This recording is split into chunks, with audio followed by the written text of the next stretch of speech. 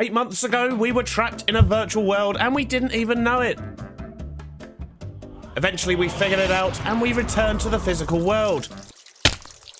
Face first. Since then, we've built a towering industrial area, or two. We've established a new town on the coast, and we've made leaps and bounds in expanding it, although we still have a long way to go. Things had returned to normal. We even had a moon that didn't appear to have any problems. And now this.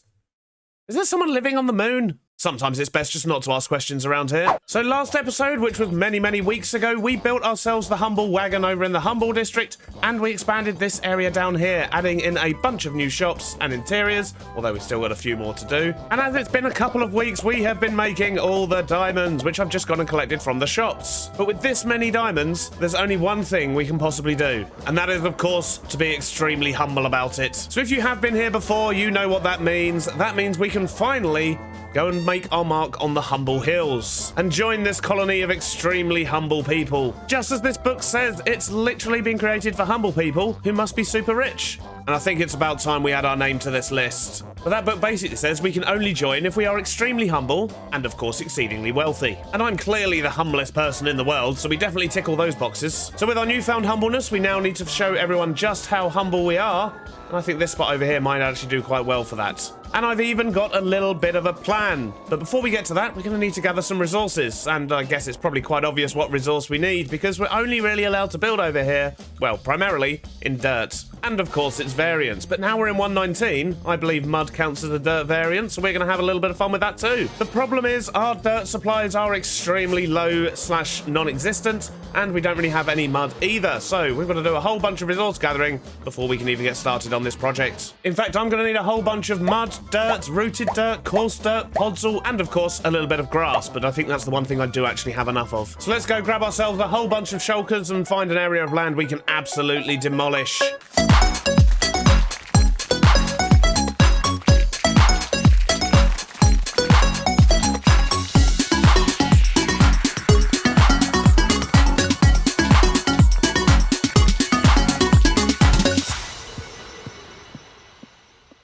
And that should just about do it. I think we've got everything we need here. We have lots and lots of dirt, and we also have a bunch of the different variants as well. Only a little bit of podzol, but we shouldn't be needing too much of that. I also have a bunch of mud as well, and packed mud, so we should have everything we need in order to do our build here. And to get some inspiration for this build, we've come back here to Season 3, and this is the city we built last season.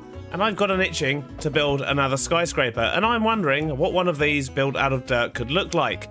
However, I haven't decided which one it is I want to use. We do have a version of this just shortly before it got blown up, so we could do something like that, but I don't know, maybe that's a bit too much. Out of dirt, that might not work so well. There's a lot of colour in that. We could do something like this, however. This could potentially work. I mean, we'll do it on a slightly smaller scale, probably, maybe, but yeah, I reckon if we were to build a dirt version of this on the inside, we can make it look all really fancy, a bit like this. We can use all the quartz.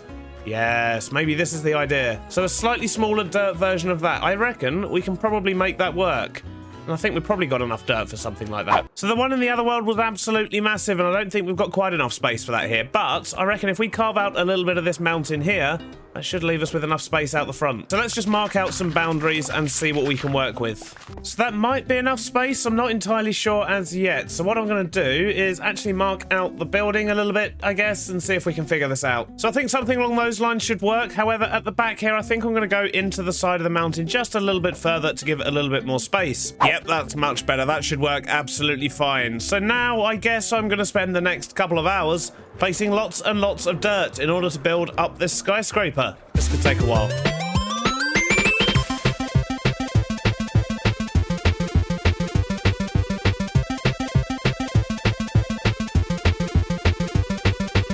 I've got the first big block of dirt in, and what I'm going to do before I go up to the next level is have a little indent here, and I think the mud actually is going to work quite well for this. And then we can start with the next chunk of the building just above it like this. And we're probably going to have 3 or 4 sections. This is going to be the giant section. These ones up here will be a little bit shorter, but that should give us enough height and make us very, very humble indeed.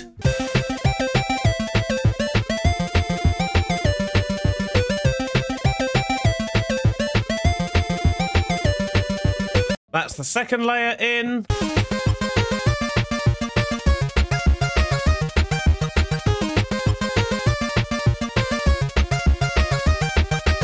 Layer number 3, and I've even put a little balcony at the back. Isn't that nice? I think for this last bit, we're just going to do a little roof and leave it at that. And I think that'll just about do for the roof. Looking good. So next up, I think I'm going to start getting some of these side bits in that are going to give it a little bit more detail. I say detail, it's just going to be more dirt cubes for now. The side sticky outy bits are on, and now just sort out the front. Okay, that's starting to work quite well, I think, although I definitely need to start getting some detail down the front here. I need to get some other windows in. I need to actually give the building some depth, and it would appear that adding a bit of depth makes a massive difference to the build. I've pretty much just dug out some vertical columns, and then I've actually used coarse dirt behind it just to make it a tiny bit darker than the dirt in front. Not really sure it notices. I suppose it does on this one here. But with the addition of those bits, it's definitely giving the building some more depth. I just need to actually sort out the other side over here, because this side's still blank, and then I need to try and figure out a way to make it look a little bit better. I mean, it's looking good. It definitely looks like a massive skyscraper, and it's definitely made out of dirt, but I'm not sure it looks humble enough just yet. But let's just quickly get the last bit of details in on the side, and then we'll figure out how to actually make the dirt itself look good. I wonder if we might be able to get away with a little bit of texture down the bottom here. And there we go. The entirety of the building now has windows, or kind of indents, I guess. They're not really windows if you can't see through them, are they? What I'm going to try now is see if we can actually get away with having any form of texture in here. I'm wondering if these mud blocks here might actually go quite well with the dirt. So let's just jam a bunch in a few areas and see how we're looking. All right, that actually works really, really well. So what we're going to do is we're going to integrate some of this into certain parts of the building. I'm not just going to randomly put it everywhere, but I think once we get some of that in, and I might even consider getting some mossy bits in for some texture. I don't know. That might be a step too far.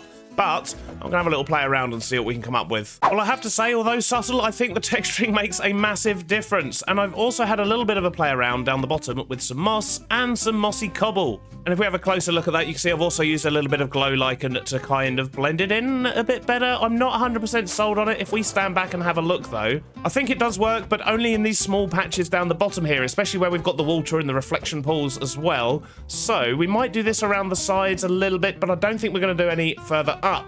Although, I think there's probably something we can definitely do with this. Time to make this skyscraper even more humble. So if we use some of these, we'll get some of them in, we'll put some of them in there. So we'll get these in, and then we'll put them there. And if we stand back and have a look, hopefully, yeah, look at that, perfect. That is definitely a beardy tower. So it's looking pretty good. However, we've still got a lot more texturing to do. I need to get all the mossy bits around the bottom, on the sides and the back. And I need to do, well, just all the texturing, really. Let's be honest, it looks pretty bland on the sides right now.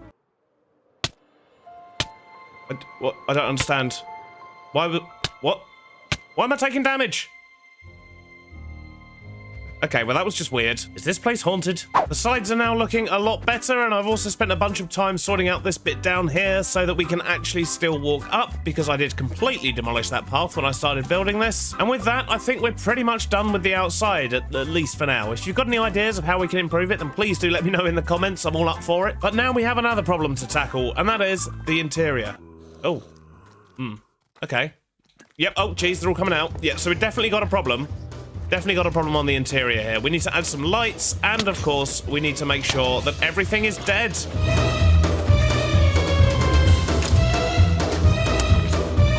So everything down here is now dead. We've still got lovely spawnable ledges up there, as you can see, and this is just going to be an absolute death trap. So let's figure out what we're going to do with the inside. I think we're going to want a whole bunch of quartz, probably a load of sandstone, and I don't think I've got any sandstone at all. I do, however, have a buttload of quartz because we've been trading with the villagers for that. So let's grab a few fresh resources and see if we can make the inside of this place look exceedingly fancy. Sorry, I mean humble. Sorry, humble, not fancy. So I don't really have much of a plan for the inside of this just yet, but I think I'm going to get a quartz floor down, and I've just done a test with lighting, because with Bedrock, light does, of course, shine through slabs. However, it's really obvious here where the torches are. There's clearly a torch under there, and not under here. So we need to do this, which is to say, we need to do this. We need to literally put a torch on every single space under here. What a pain. Well, that makes a massive difference to the floor. Look at that. It's all bright and even. Marvellous. Let's just get the rest of this in. What in the world? Was that you, mule? Definitely heard a bell. There he is. Sneaky Tizz. Oh, he's got a horn as well. I want a horn. Tizz hasn't come back to give me a horn. Sad times. And more sad times. I've clearly missed a torch here. Problem solved. Right, so now to decide what I'm actually going to do here. I think I'm just going to use sandstone for the walls. Maybe we should just do that next. Just pile up a bunch of sandstone or something. Tizz! Oh, he's only gone and done it. He's gonna give me a horn.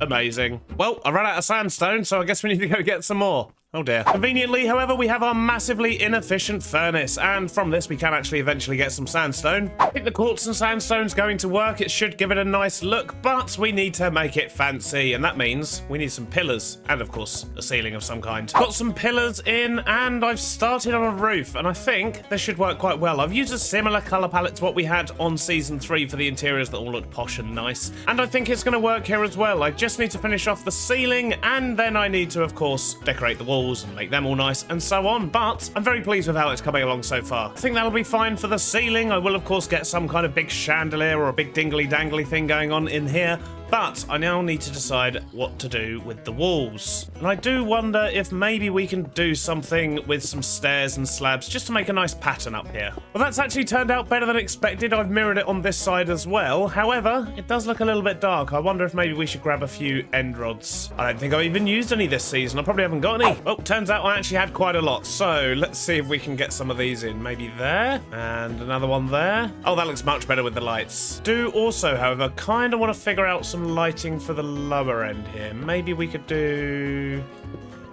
something like this as well. Well, that looks okay for now. I think that'll do. So let's get some lights on this side as well. So we can safely say that at least this room is now spawn-proof, and I think it's looking fairly fancy. However, as we're going to be storing some pretty cool stuff in here, we need to let people know it's definitely ours. And we're going to do that using some avatars. So we're going to stick one there and there as well. And if I get the correct coloured dyes, so that one, I think the red one's the one that aligns them. Okay, so the red one does actually align them to a block. However, we need to actually rotate it round to make it face the right way. Okay, so they're facing the right way. Now let's just turn these two into knights. And I don't think we're going to want to change the pose on these. Let's have a little look, see what the options are.